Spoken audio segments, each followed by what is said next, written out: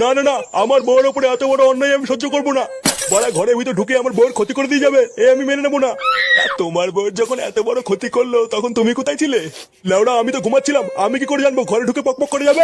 বোধহয় বালচা ক্লাবের পল্টু যদি আমি বাল না ছেড়ে ফেলেছি তাহলে আমার নাম বান্টু না।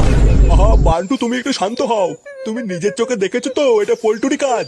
হ্যাঁ লেওড়া, আমি নিজের চোখে দেখেছি আমার বউয়ের পাশে শুয়ে রয়েছে। চোরের বাচ্চাটা গাঁজা খেয়ে আমার ঘরে ঢুকে বউয়ের পুঙা মেরে দিয়ে গেছে, আমি লেওড়া ওকে ছাড়বো না। এ কি দাদা, এখানে কি হয়েছে? বাড়া ওই পাড়ার বালচা ক্লাবের পল্টু খানকির ছেলেটা গাঁজা খেয়ে কাল রাতে আমার ঘরে ঢুকে বউর সাথে পক করে গেছে। না না, আমরা এর একটা মিহিত চাই। লেওড়া আজকে গাঁজা খেয়ে ওর বউর গুষ্টির গার মেরেছে, কিন্তু কালকে যে গাঁজা খেয়ে আমাদের ঘরে ঢুকবে না তার তো কোনো গ্যারান্টি নেই। আমরা লেওড়া এর একটা মিহিত চাই, ওই পল্টুর গার মারতেই হবে। শুধু ওই পল্টুকে কেনালেই হবে না, এর ভিতরে আমার ছেলেও আছে। লেওড়া আজকে সব কটার গার ভাঙবো। চলো ভাই সব, আজ এই বালচা ক্লাবে আগুন ধরিয়ে গার মেরে দেবো। হ্যাঁ হ্যাঁ, চলো চলো।